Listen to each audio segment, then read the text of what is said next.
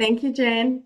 Hi, everyone. My name is Natalie Gallagher, and I am the co-founder, along with my husband, Brian Gallagher, who's also here, of Lemur Labs. So Lemur Labs is oh, I have to forward my slide.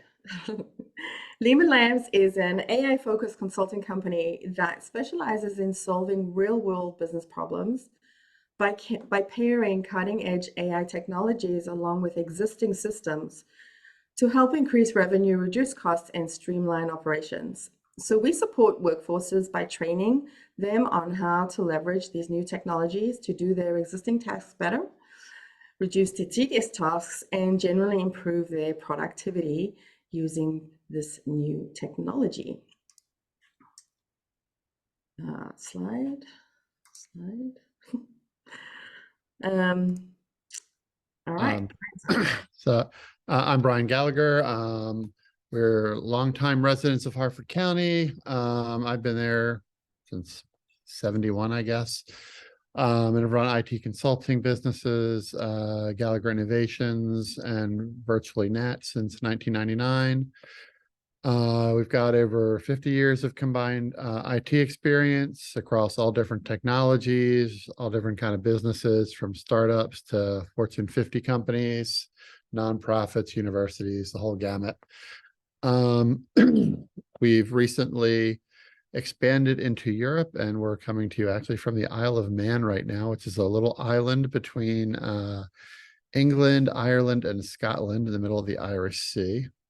So this is our first trial of doing this remote presentation. We've done it in person a number of times already for some different groups.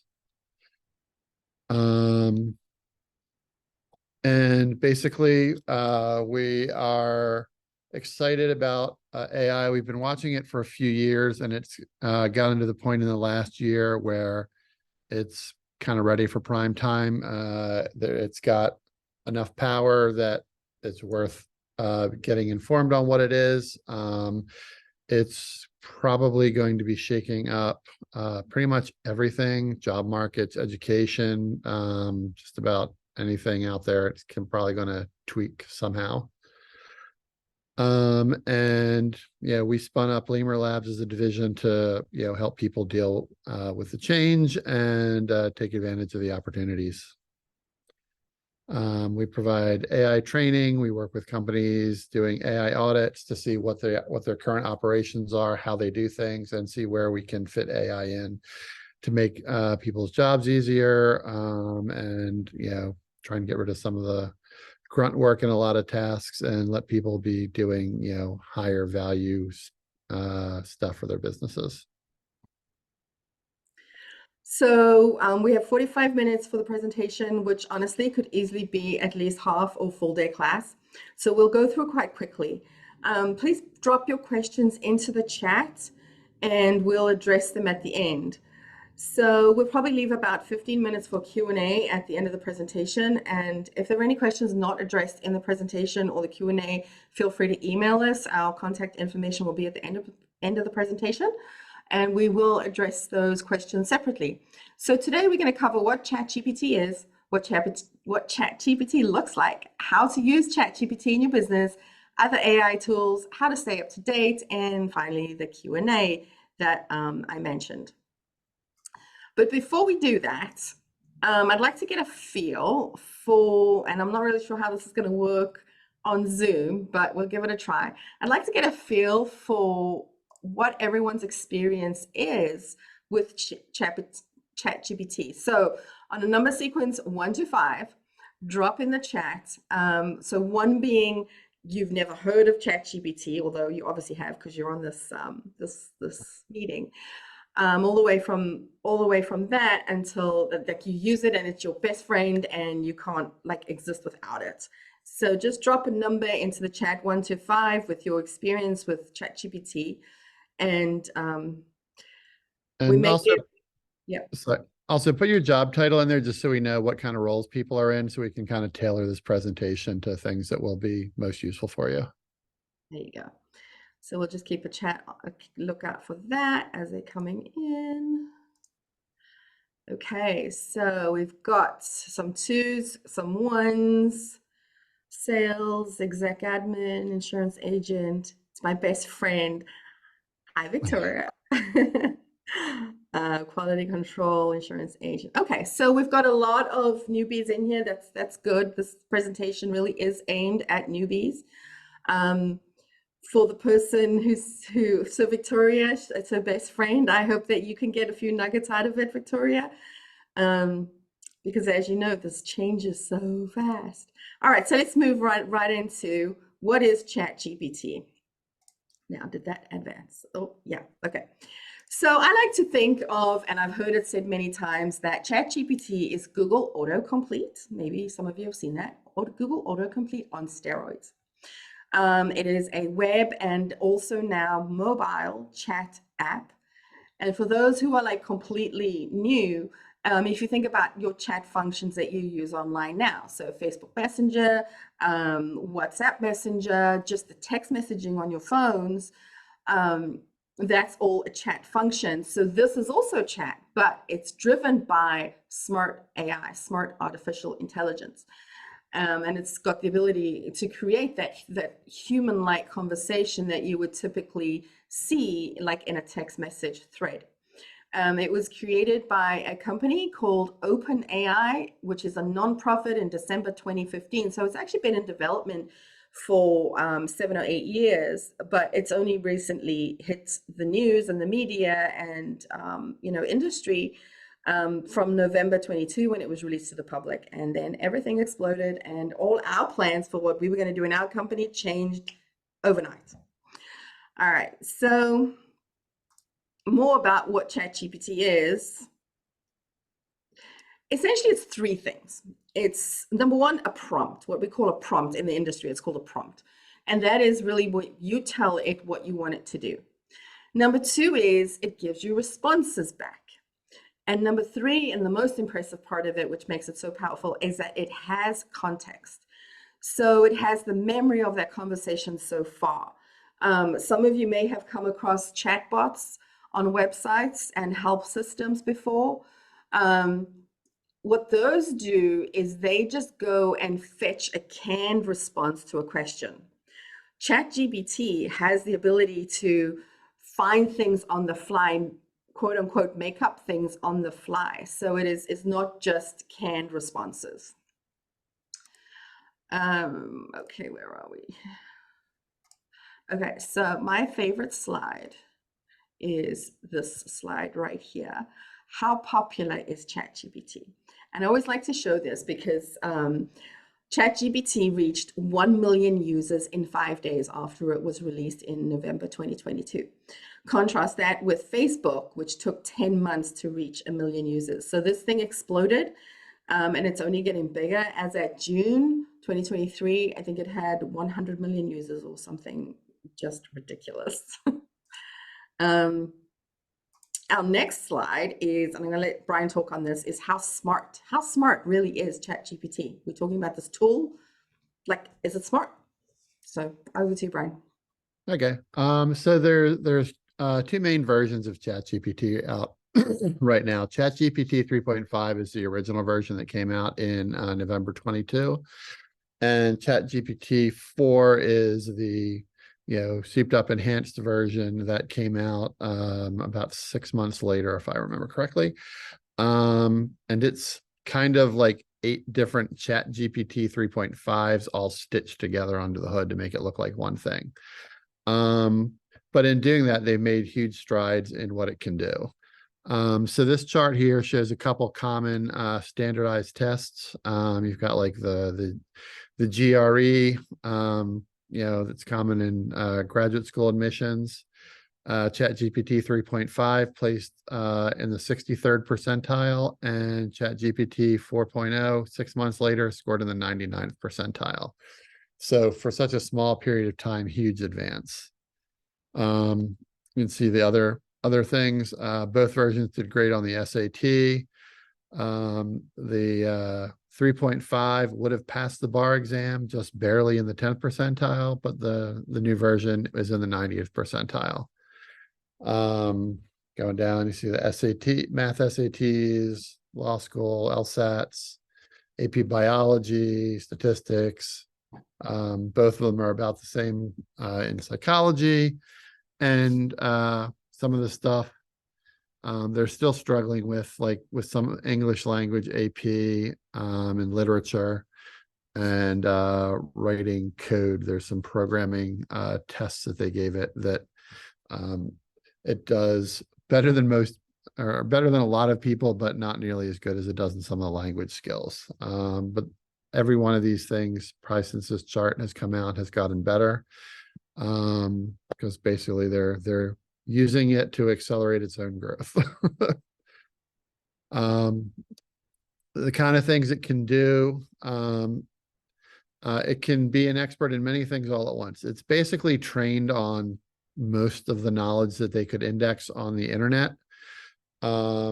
So it's got kind of the breadth of Google, but instead of being a search where you then have to go into individual pages and find stuff yourself, it just knows it and you can just talk to it and it'll just answer you in English with what you're trying to find out. It can use logic and reasoning to answer questions intelligently. It can do multi-step reasoning and like show you how it's thinking things out. The downside is it's only as good as the data it's trained on. I don't know if you've been on the internet much, but a lot of the data that's on there is of questionable quality.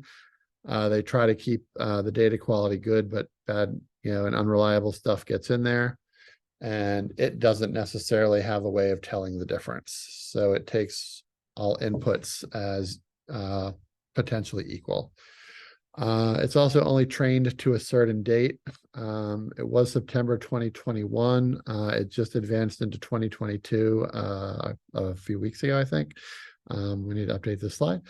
And any implicit biases that are in the data that it reads will have the potential of coming through in what it says.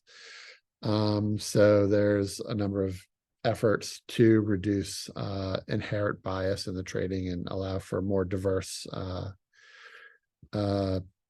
responses. Lastly, it may be very convincingly wrong. They call it hallucination. Some people call it lying. But basically it's a fancy autocorrect, and it will, if it doesn't know the answer, it'll make up something that sounds like it would be the answer. So it's really important to verify the responses you get against like known good sources. Don't just rely on it.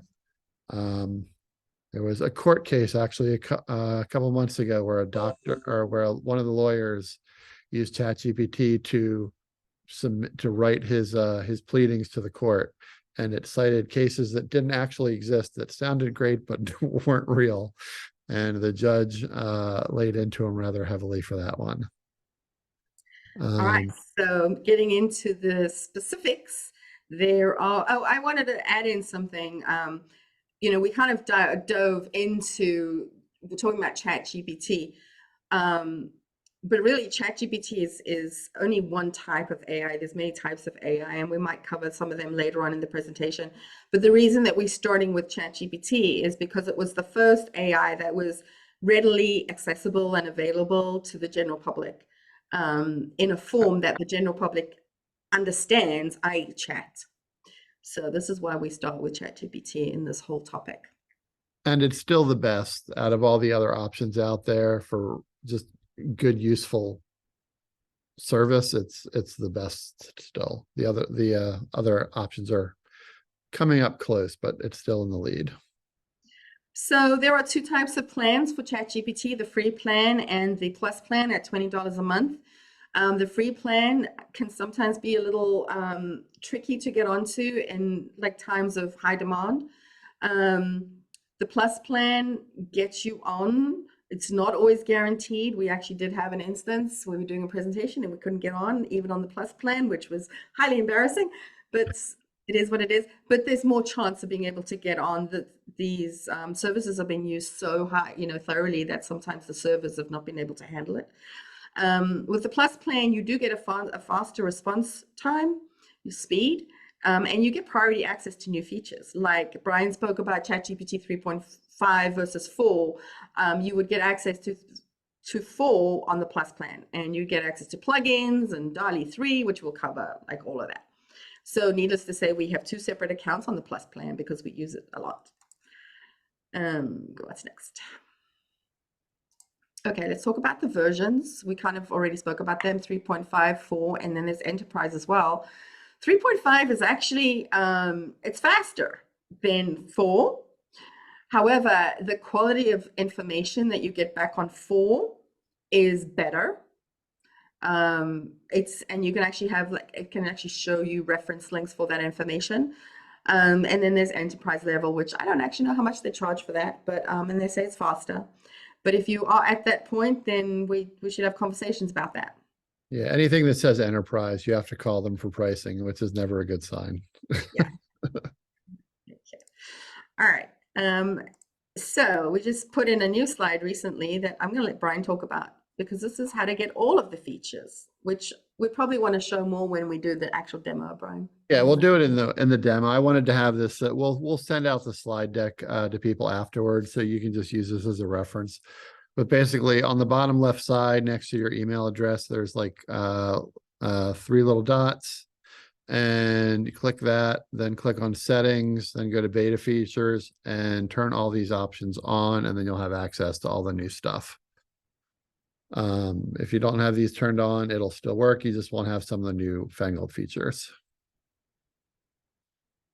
All right. And When we're going to go into a demo, we're all going to cross our fingers that we can actually get on. all right.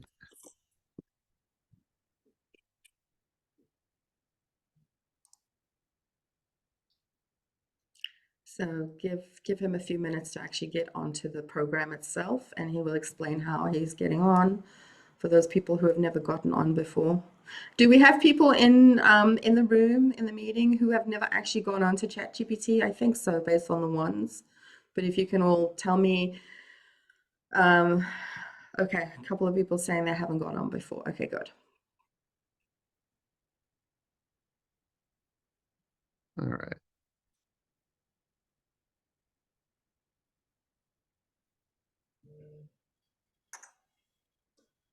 All right. So this is what ChatGPT looks like when you first start out. So you won't have all this stuff. This is chat history on the side. You'll basically have a choice up top here as to which version you want to use. If you're on the free plan, you'll only have 3.5. If you're on the plus plan, you'll have GPT-4. And if you turn on those extra settings, you get all these extra little toys here to play with. So we'll just start with the Chat GPT 3.5, the free version, just to show you like what kind of things it can do. So Let's see.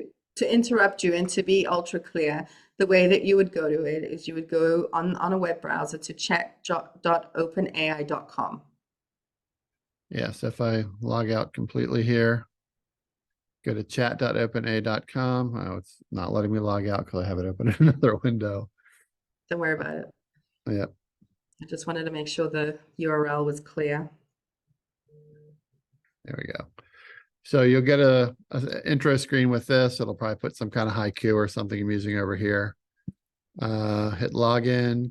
You can create a new account. You can just log in with an account you already have with any of these services. Or you can log in with a username and password, and then it takes you into your account.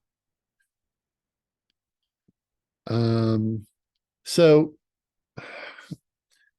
let's see. So I got an insurance agent. Let's just use that as an example.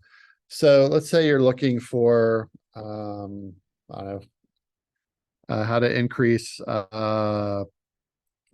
sales in your industry. Let's just say you're working with, audio insurance. So you can just put something in, just talk to it like a person.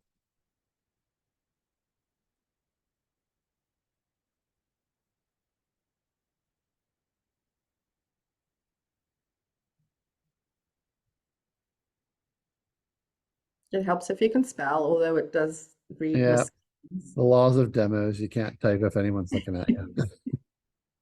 Let's see.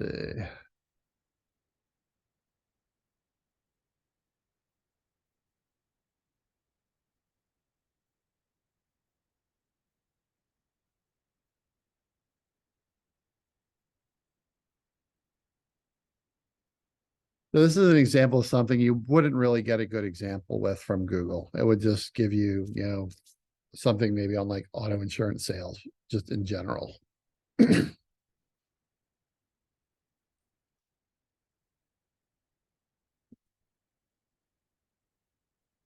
So just to scroll up here real quick.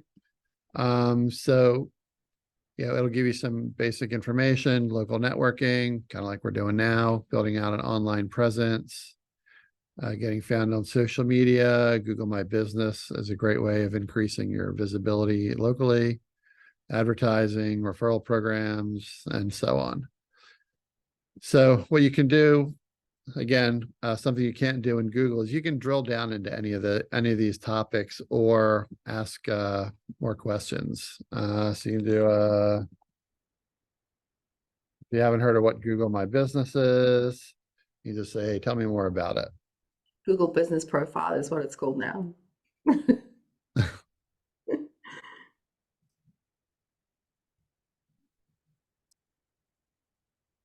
So it'll give you more information on that. Yeah, you do stuff like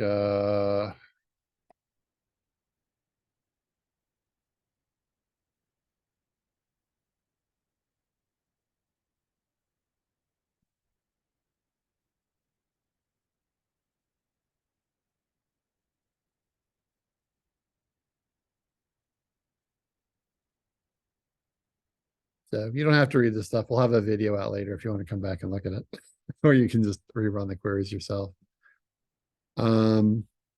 So yeah, you basically pretty much any level of detail you want to take it to, you can ask it for. It will occasionally, like we said, make stuff up if it doesn't have the right step, or it may say click on a button that's not there. But it'll usually take you 80-90% of the way to anything you want to do. It'll at least get you pointed in the right direction. So this is the free version. So I'm gonna just use the same prompt, start a new chat, and use the GPT-4, and we'll use the default and give it the same prompt. So GPT-4 will usually do a little nicer formatting. It usually puts a little more thought into the answers, and often has better explanations.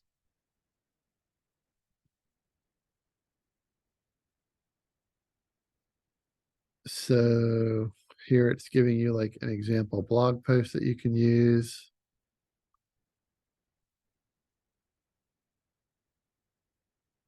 As you can see, the text is a little slower to generate because it's gotta think more to get the better answers, but it's usually worth the wait.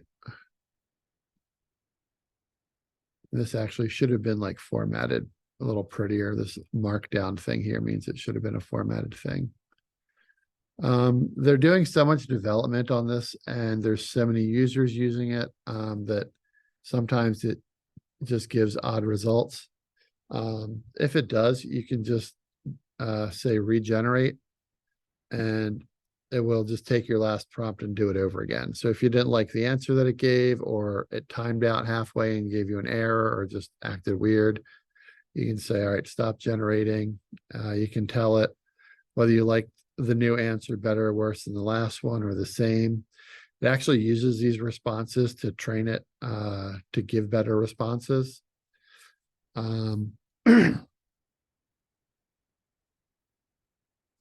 Also, to point out some more functionality, down the left is where it actually saves each chat. It gives it a title. You can change that title if you want to.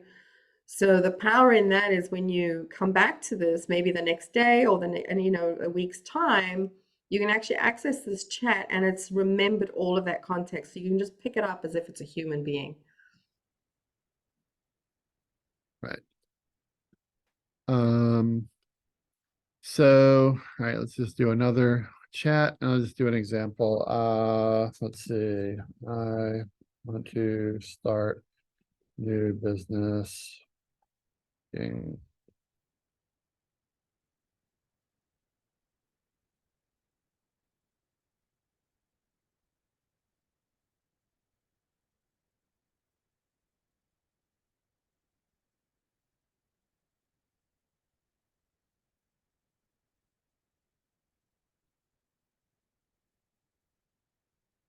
Make this a little bigger. It might be hard to read. So this is a common thing people will use it for. Basically, I have a business case. I want to figure out how to do a marketing strategy or increase sales or write me an example blog post or give me some social media suggestions or give me some groups to do an outreach campaign to. In this case, so it's giving you some basic information on some organizations that could be a target market, even for this strange idea. Some strategies on how and where to market. This is actually writing a program to help build a campaign for you.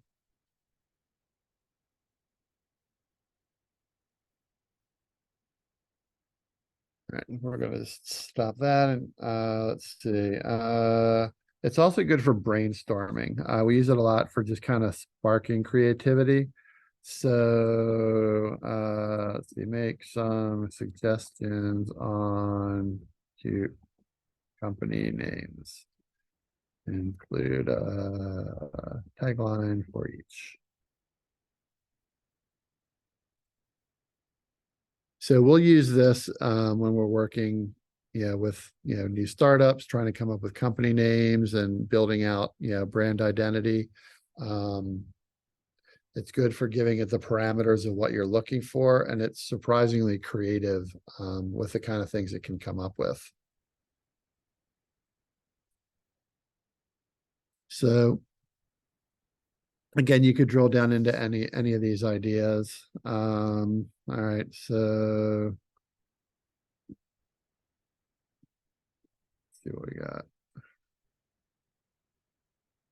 All right, let's go with critter coats.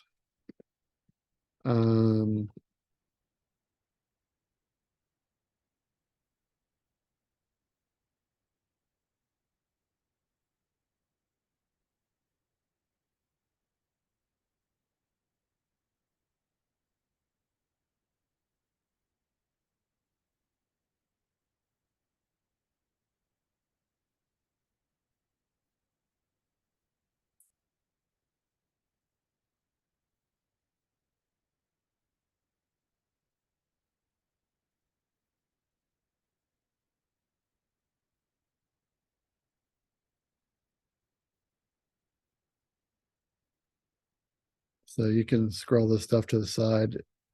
It's being a little weird. Normally it formats this stuff in a way that's easier to read, but we're doing a demo, so stuff always has to break. It knows you're a coder, so it's writing in code. Yeah, I'm not sure why it thinks that's in Visual Basic, but I think it's one of your plugins that you've got on.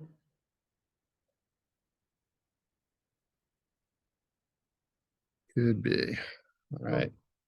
So so this is an example of the kind of things you can do with text. What you can also do is use it for creating images now. As of a week ago, they added image generation into this with a thing called Dolly 3, as in like cross between, Wally the movie and Salvador Dali. So you can say, I want an image to go with this blog post. Write a prompt for Dolly 3. The way you can do is you can use AI basically to help you do other AI things. So it created this prompt for us, which I will just copy and show you in the next thing. So we'll go to new chat. And instead of just using the default, we're going to use this Dolly 3 setting. That's one of the things that we turned on in the settings there. And we're just going to paste the prompt in that it gave us. And it will, the same way that it is indexed tons and tons of text. I think it's over 1 trillion tokens or about a trillion words of text to build its kind of like knowledge base or neural net. It's done the same thing with images. So it knows different artists, it knows what their styles look like. It can generate things based on prompts you give it. It can be very creative with how it does it. You can ask it to refine designs that it does. There's, a few million people using it right now, since it's taking a little longer than normal. But, here's 4 different examples that it made to go for your promotional blog post. Considering there's actually no human involvement in creating these, it's pretty impressive. You can change the styles. So these are all kind of in like a vector image style. You can do Hey, Brian, just give you a time check. It's 25 minutes to the hour. okay.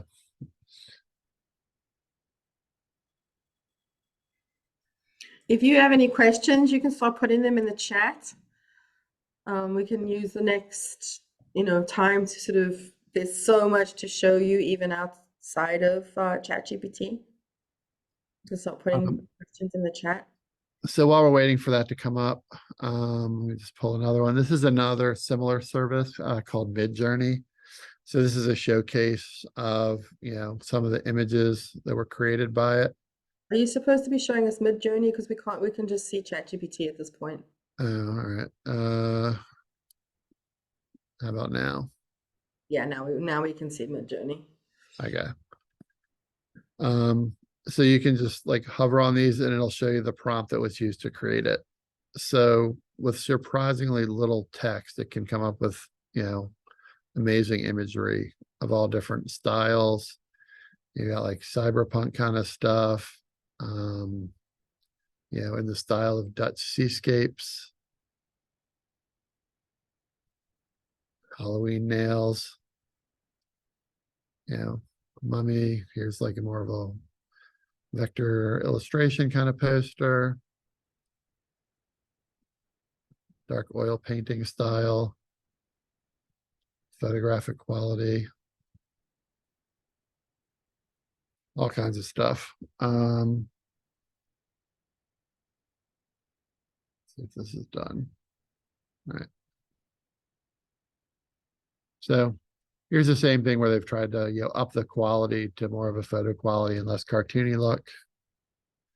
And just for fun, while I was waiting for this to come in, I said, all right, so make some Harvard Young Professionals, AI movie posters in the style of a 1950s sci-fi.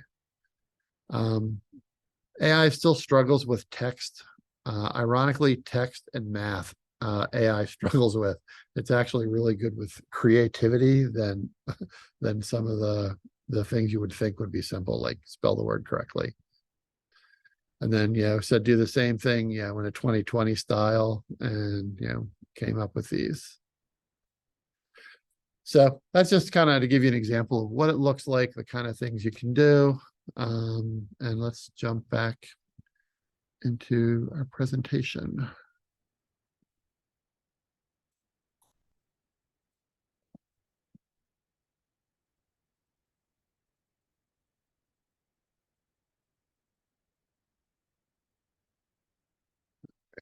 Doesn't like things being in full screen, apparently.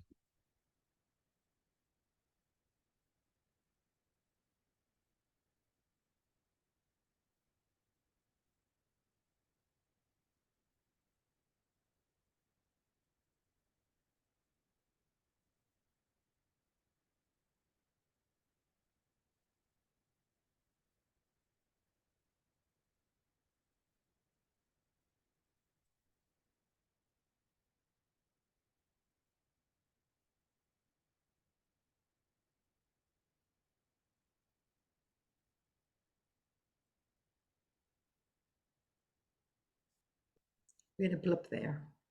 Yeah. All right. See it again. Yeah.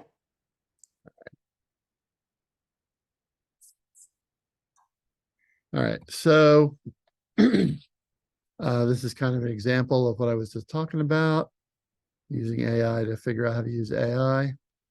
I've actually done these kind of questions, and they're surprisingly helpful. So some of the things that we've been using AI is automating routine tasks, data analysis, so we can like paste in like some spreadsheet data and go find an interesting trend in here. Customer service chatbots, we've been able to do some things like upload an annual report, and people can just talk to the report, go, hey, well, who are the key stakeholders? And it'll just tell you, and they don't have to like read through a 100-page report to find out the things they're looking for. And then you can extend it to do things like, all right, how does this fit in with, the issues that the county government is doing versus what the chamber is doing? Where are they in conflict? Where can they be, where can we leverage what each other are doing? Things like that that are pretty novel and weren't really possible before AI was a thing. Speeding up decision making, sales forecasting, HR processes, helping analyze leads and stuff like that, doing fraud detection, looking for patterns that people might miss, improving cybersecurity, and using it for growth opportunities, looking at market analysis, getting ideas on new customers, keeping track of what's going on social networks. So you have the AI monitor things instead of you, and it can alert you to when interesting things or new opportunities might be around, product innovation, line extension ideas, things like that, and so on. Just some examples of prompts here. We've already seen them in the demo, so I'm just going to kind of go through here. Here's, how to use it for market analysis. And then AI has its own set of risks to kind of counteract the many opportunities that it brings. Like I mentioned earlier, it's probably going to have a huge impact on almost every industry in one form or another. There's no killer robots coming after us at the moment, so that's not a concern. We're not at anywhere near that point where that's kind of thing would happen. That's usually the first question we get with AI. When are the Terminators coming? So they're not anywhere in our immediate future, so you don't have to worry about that. However, it is going to change markets. It's going to change how businesses operate. It's going to pose risks to employees. Some jobs are going to be automated, new jobs will appear, and people are going to have to adapt. So one of the lines in the AI community is AI won't replace you, but somebody using it might. So that's one of the reasons we want to get this talk out in front of people so they can start knowing about it and start, upskilling and figuring out how to use it to make themselves more valuable, in their businesses. All right. You want to do some of these, Nat? Yeah, so we wanted to give you an idea of how far AI has spread, because it's not just ChatGPT. Actually, even in the Zoom already, you might have seen down the participant list, there's something called otterai.bot. That is a program that we have connected into Zoom, which is taking notes for us as we speak. It takes screenshots I think it's like every 10 seconds, it's taking screenshots, it's taking notes. And we will use that for our own, to try and better this presentation, see what, how we just, what information we can get out of it. Obviously, there are privacy concerns with these things. So even if you decide that you don't want to be involved in AI, I don't want to take a hard line, but really we don't have a choice, because it's going to integrate into everything. Right now, Microsoft has a product called Copilot, which is being integrated into every single one of their Office products like Word, Excel, etc. There's a not complementary, but similar product called Google Duet for workspaces. So if you are a Google Suite product user, as we are, we use Google a lot, you'll start seeing this come into your Google Docs and your spreadsheets and your PowerPoints. I don't know that there's a way to opt out of these kinds of things. So we need to be aware of it. We need to know how it's impacting as much as we can at this point, because it's a moving target. Things are changing and progressing so fast that it's impossible to know exactly where it's at all the time. But keeping an eye on is important, and keeping in the forefront of your mind is, how does this affect privacy? How does it affect productivity? So yeah, just in Zoom, we've got Otter AI running, and then there's also I don't know who has noticed, but there's something as part of Zoom now called AI Companion. So we don't have it enabled for this meeting, but if it was enabled, you as a viewer of this presentation would be able to press that button, and it would give you a summary of where we're at so far. If you had to go and take a call in the middle of this presentation, you could click that and it would tell you what you've missed. So AI is being integrated all over the place. There's also now Zoom apps, for example, and a lot of those are AI apps. So it's good to keep a lookout. Let's see what's on next slide.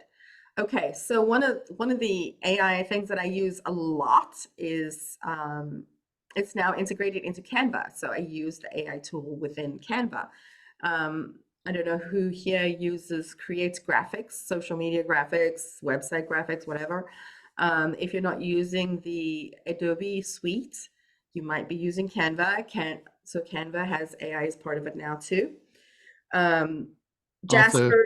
Oh, if you use Adobe, they've just released a big integration with their own AI tools in Photoshop, Illustrator, Firefly, Final Cut. Their film editing. You can click on a character in a video and then take that character out of it, or change the sky to be a sunset in a movie, and it just does it. They're rolling it out across very powerful products and making really interesting things you can do now. I think Jasper AI was one of my first sort of products that I used or was aware of, because that's heavily used in the marketing, copywriting field. And that came out long before ChatGPT. So Hostinger is an interesting one. It actually is a website creator. Now, as a website designer myself, I don't recommend you go and use it, but these tools and products are being developed all the time, and it's really hard to know what the space is going to look like. Some more. We've spoken about Midjourney. There's Stable Diffusion, Canva, Adobe, Bing, Microsoft Bing. Okay, so we've done the Midjourney demo. Okay, so Descript is one of my favorite tools right now. It functions a little similarly to Otter, where it will create transcriptions of video, but it's enhanced capability. It allows you to do video editing, and it's so amazingly smart that all the ums and the ahs that we have in our speech, it takes it out. If you've mispronounced the word or missaid a word or left out a key word, you can add it using the AI function, and it will create that clip or segment of the video as if it was your face and your voice. It's astounding. All right, so I'm going to hand it over to Brian to talk about Lemur Chat. Yeah, so just as an example of the applications, we're building out an app of our own called Lemur Chat to kind of bring some of these tools together. So if you're interested, you can hit our lemurlabs.ai website and sign up for the mailing list and let us know you're interested. Um, if you're interested in exploring how this stuff might be able to help you and your business or your employees, we have a variety of services that we give this talk commercially. We can tailor it to the particular needs of your business. We do AI business intensives and AI audits, like I mentioned earlier, where you can come in to see what your workflows are, see how we can help improve and automate them, and bring in new functionality. Other forms of consulting, different tools we can integrate, like some of the chat bots talking, like talking with an annual report, things like that. Let us know if we can help you. So the key thing is, how do you keep updated with all of this? Because it's changing. The slide says it's changing daily. Honestly, it feels like it's changing hourly. There are a number of resources that we use to keep updated. Brian in particular spends an inordinate amount of time keeping up to date with AI. The two tools that we found the most useful that we want to make sure that you guys know about is something called futuretools.io, where they give you, at the moment, they've got like over 1,500 new AI tools. And the other one is the Neuron Daily. So that is a mailing list of AI news. So those are the two ones that we like to point to. But there are other news aggregator type services out there where you can keep on top of it. But those are the two that we in particular like recommend.